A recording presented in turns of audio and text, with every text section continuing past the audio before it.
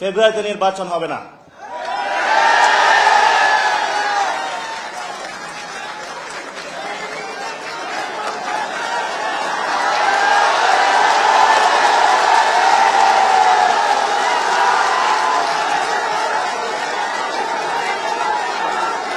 শুনেন,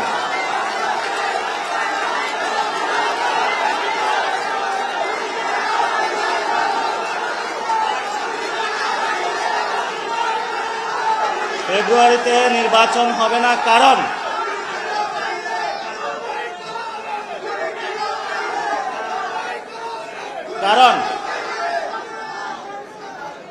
কারণ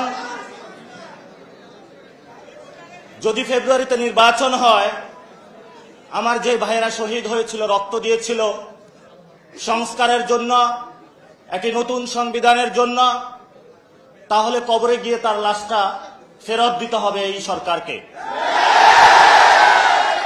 আমার যে ভাইয়ের হাতটা চলে গিয়েছিল, যদি সংস্কার কাজ শেষ না করে নির্বাচন হয়, তাহলে এই সরকারকে আমার ভাইয়ের হাতটা ফিরিয়ে দিতে হবে।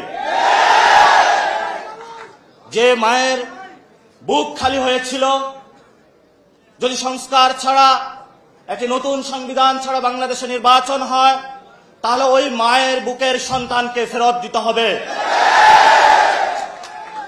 অনেক বাচ্চাকে দেখেছি এখনো বুকের দুধ পান করে, কিন্তু বাবা শহীদ হয়েছে। তাদের সাথে যখন কথা বলেছি, তাদের মুখের ভাষা পাইনি, শুধু চোখের ভাষা পেয়েছি। চোখের ভাষাটা ছিল অশ্রু।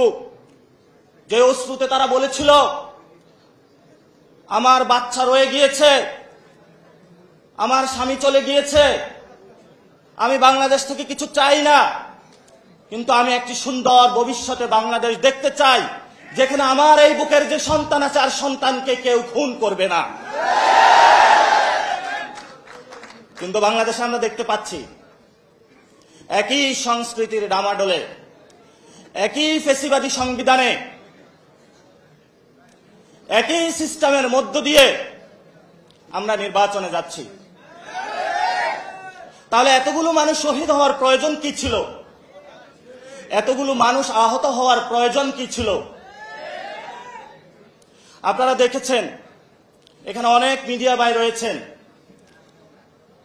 ভারতে হিন্দুত্ববাদী বিজেপি এক এক করে সকল মিডিয়া দখল করেছিল, কিন্তু কিছু তরুণ যুবা অল্টারনেটিভ মিডিয়া সৃষ্টি করে ভারতের বুকে গত ইলেকশনে বিজেপির যে জয়যাত্রা, তাদের যে হম্বিতম্বি, সেটা রুখে দিয়েছিল। আপনাদের কি স্মরণ আছে? আপনাদেরকে সেই ভূমিকায় নামতে হবে। বর্তমানে গণ অভ্যুত্থানে যারা নেতৃবৃন্দ রয়েছেন, 1 লাখ টাকা, 5 লাখ টাকা বিভিন্নভাবে এমনভাবে ক্যারেক্টারাইজেশন করা হচ্ছে, মনে হচ্ছে বাংলাদেশের সবচেয়ে বড় তারা ক্রিমিনাল। এসব ফাইজলামি বন্ধ করতে হবে। গণ অভ্যুত্থানের পরে সকল মিডিয়া সম্পাদকের সাথে বসেছিলাম, তাদেরকে একটা কথা বলেছিলাম, যা কাম করেছেন ঘরের ভিতর থাকেন, যদি লজ্জা থাকে ঘরের ভিতর থেকে বের হবেন না।